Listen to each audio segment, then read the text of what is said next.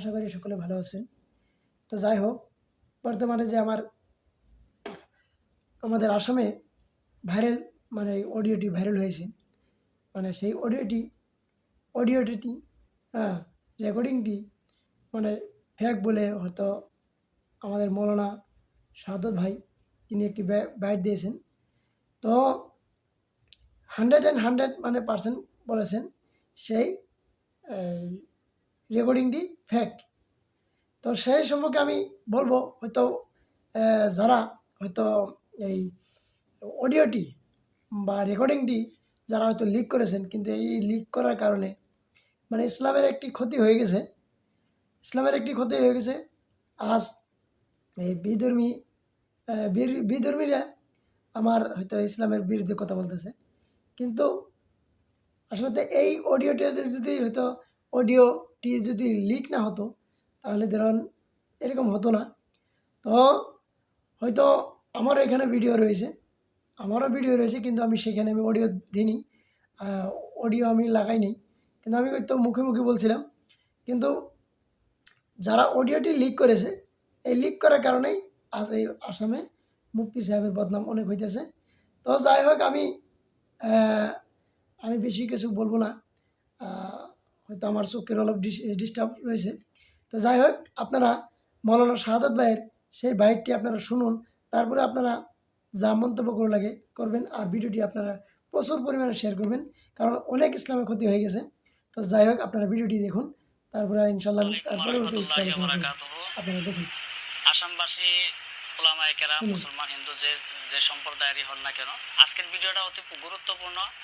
আজকের ভিডিওতে আমার বহু কিছু বলার আছে, কারণ না বললে নয়। অনেক মিডিয়া থেকে আমাকে ফোন করে মেসেজে সবাই বলেছেন যে আপনি একটু কিছু বলেন, আর আমাকে হাজার মেসেজ হোয়াটসঅ্যাপে আমাকে দিয়েছেন। তো আমি এটার প্রতিক্রিয়া দিতাম না, কিন্তু আজকে দেওয়ার জন্য বাধ্য এই জন্য হয়েছি, কারণ আপনারা আমাকে মজবুর করে নিয়ে আসছেন। আর কিছু মিডিয়াতে অপপ্রচার চালানো হচ্ছে, বিশেষ করে যে অডিওটা সম্বন্ধে আপনারা সোশ্যাল মিডিয়াতে এই অডিওটা ভাইরাল করতেছেন, এই অডিওটা সম্বন্ধে আমার কাছে ওনারা বিশ্লেষণ জানতে চেয়েছেন। তো আমি একটাই কথা বলতে চাইবো, যে ব্যক্তির অডিওটা, সেই ব্যক্তি এখন বর্তমান কোন জায়গায় আছে আপনারা ভালো করে জানেন।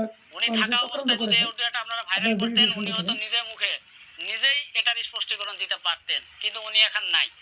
এখন আসলে কথা, এই কিছু মানুষে এই 10-15 হাজার টাকা দিয়ে মোবাইল কিনে, কিছু পোর্টাল চ্যানেলে এই 10-12 হাজার টাকা দিয়ে মোবাইল কিনে, কোনো অফিস নাই, কোনো কিছু নাই, যাহা তাহা এনারা এই অডিওগুলা নিতেছে আর স্ক্রিপ্ট বানায় ওনারা নিউজে দিয়ে ভাইরাল করতেছে।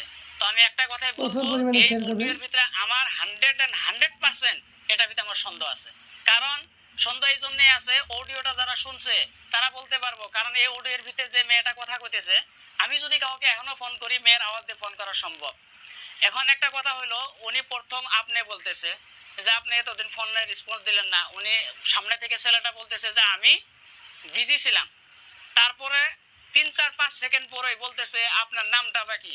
তাহলে এই কথাগুলি আপনারা কান দিয়ে ভালো করে শুনে, একদম কান লাগাইতে শুনে একটু নিজের মস্তিষ্কের ভিতরে নেন, যে একটা মানুষ আগে বললো এতদিন ফোন করো নাই, তাহলে বোঝা গেল চেনা জানা আছে। তারপরে আবার 20 সেকেন্ড 15 সেকেন্ড পরে বলতেছে যে তোমার নামটা কি, তোমার নামটা কি। আবার এরকম লাগতেছে ব্যাকগ্রাউন্ড থেকে তোমরা কেউ বলে দিতেছে। তো আমি একটা কথা আপনাদেরকে বলি, এটা মিমিক্রি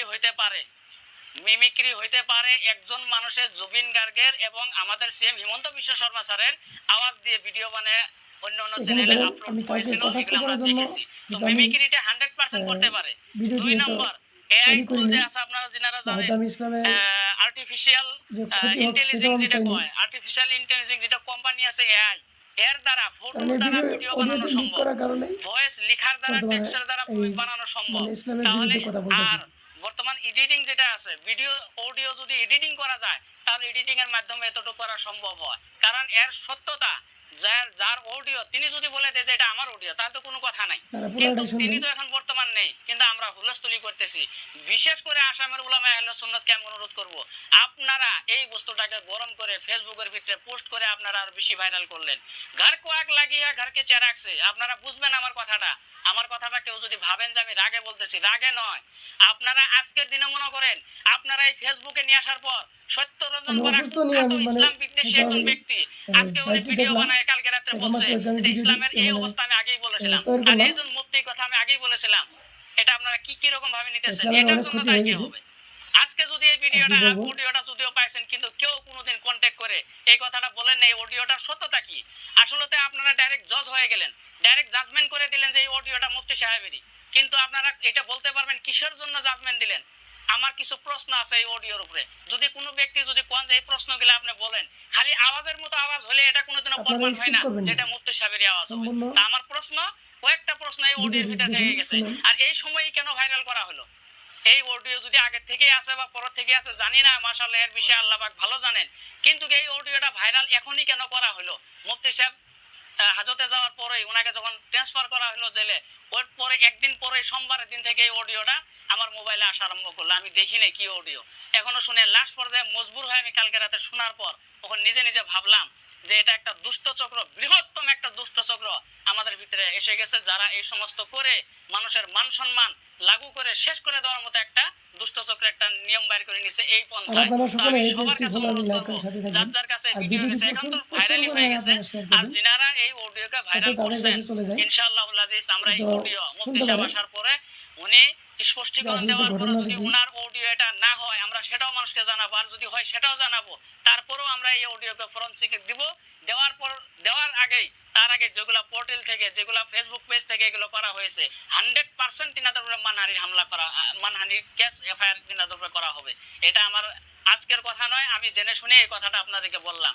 আর ওলামায়ে কেরামকে জোর হাত করে অনুরোধ করে বলি, ভাই আজকে একজনকে দাবাইতেছেন, আপনার কমেন্ট দিয়ে আপনার পোস্ট দিয়ে কালকে আপনারও বাড়ি আসতে পারে, কালকে আপনারও বাড়ি আসতে পারে। আপনারা বেলেগ ধরনের নিয়ে গেছেন। ফেসবুকে দেখলাম প্রথমে পোস্ট আমাদের আলিমের, অন্য কারো পোস্ট নেই। তারপর লাহালায় পোর্টাল চ্যানেলগুলা ওই অডিওকে খুঁজে খুঁজে ওনারা নিজের পোর্টালে দিয়ে ভিউজ কামাই করে ওনারা বসে আছে। কিন্তু ওনাদের জাজ করা দরকার ছিল যে অডিওটা আসলে থেকে মুফতির হয় কিনা। আমার তো 100% সন্দেহ যে এটা টাইপিং করা তো হয়েছে, এখানে যাই হোক টেম্পারিং বন্ধু করা হয়েছে, সকলেরা আপনারা কারণ এসব শুনলেন, করা সম্ভব। আসলে তো আজকে ধরেন আমরা আমাদের ভুল হিন্দুস্তান মানুষের চাঁদের উপরে পৌঁছে গেল, মানুষেরই আমরা হয়, এখনো আমরা মাটিতে হ্যাঁ, থেকে গেলাম, ভুল চাঁদের হতেও উপরে পারে। পৌঁছে গেল। তো চন্দ্রের এটা আমি পৃথিবীতে আমরা চাঁদের উপরে এই গিয়ে ওখানকার লাইটের ভিডিও মধ্যে অডিও যেটা আমি আসতেছি এত শুনলাম কিলোমিটার দূরে, যে আমরা এখনো মাটিতেই থেকে 100 গেলাম। তো ভাই 100% ওনাদের কাছে মানে হাত এটা জোরে ফেক অনুরোধ করি এরকম ফেক ভাবে রেকর্ডিং। কারো ইজ্জতকে নিলাম করবেন না, তো এটা আমার আমার অনুরোধ থাকলো আসামবাসীর কাছে। বলার আর মতো আর বিশেষ ভাষা করে নাই ওলামা জীবন। আহলে সুন্নাতকে অনুরোধ করি, তো এখন আপনারা যেই ধরনের আপনারা শুনতে বক্তব্য পারলেন, যেই ধরনের কথা দিয়ে তো আর একজন মানুষের পেলেন ইজ্জতকে আমরা লাগু করতেছেন, যদিও এটা কিন্তু যদিও বা আপনারা হয়েছে, ভবিষ্যতের জন্য ক্ষতি হয় করতেছেন, নাই, ভুল আমাদের ক্ষতি মানুষেরই আমরা নিজেই হয়, করতেছি। তো আমি লাস্ট ভুল পর্যায়ে মানুষেরই হয়। একটা কথাই বলবো, তো আজকের ধরেন ভিডিওটা বানাইনি আমার ইচ্ছা ছিল না, কিন্তু এই কথাগুলো আমাকে এই অনেকে অডিওটি কমসে কম 1000 মেসেজ রেকর্ডিংটি আমাকে দিয়েছেন যে আপনি যেখানে কিছু পাঠানো বলেন। হয়েছে আর সেখান কালকে থেকে আমাকে রেজাল্ট আসবে, কিছু হয়তো কিছু নিউজ চ্যানেল মনে থেকেও হয় আমাকে অডিওটি ফোন কোথায় করে বা পাঠানো মেসেজের হয়েছে। জরিয়ে কইছে তো আপনি একটু আপনারা স্পষ্টীকরণ দেন। এই ওনাদেরও বছরটি সন্দেহ, শুনলেন 50% যে সন্দেহ। কোন কোন আমাদের চ্যানেলে বলছে এটা মৌলানা বিদ্যুৎ শাহাদাত ভুয়া, ভাই এটা অডিও উনি বানানি। মানে বাইট যার দিলেন জন্য আজকে যে ভিডিওতে আমি আসলাম, এসে মুফতি বললাম। কারো সাহেবকে যদি আমার ষড়যন্ত্র করা ভাষায় হয়েছে। কথায় খারাপ লেগে থাকে আল্লাহর রাস্তায় মাফ তো করবেন, আমার জন্য দোয়া করবেন এবং মুফতি সাহেবের জন্য আপনারা দোয়া করবেন, কারণ উনি জেলে যাওয়ার অন্য সময় উনি বলে গেছেন যে অন্য সারা কিছু আসামবাসী ভাববেন না, যাতে আমার কারণ জন্য দোয়া মৌলানা করে। আমি মুফতি সাহেব যদি এখানে এখন মুজিবুর রহমান আজহারী সাহেব যদি বর্তমান এখানে থাকতেন, হয়তো তিনার মানে কথাগুলো শুনতে পাওয়া যেত যে আসলে তো ঘটনাটি কতটুকু সত্য। ইনশাল্লাহ যদি হয়তো অডিওটি ওখানে দিয়েছে, সত্যটি বের হয়ে আসবে। তো সেটার জন্য আপনারা অপেক্ষা করবেন। তো আপনারা ভিডিওটি শেয়ার করতে ভুলবেন না, পেজের সাথে থাকবেন। আমারও শরীর অসুস্থ, তো আপনারা সকলেই দোয়া করবেন আমাদের জন্য। আর ইসলাম কায়েম করবেন, ইসলামের যেন বদনাম না হয়, সেই সেই দিকে খেয়াল করে আপনারা মানে ইসলামের খেদমত করবেন। তাই যেটুকু বলে শেষ করলাম। আসসালামু আলাইকুম আ রহমতুল্লাহি ওয়া বারাকাতুহু।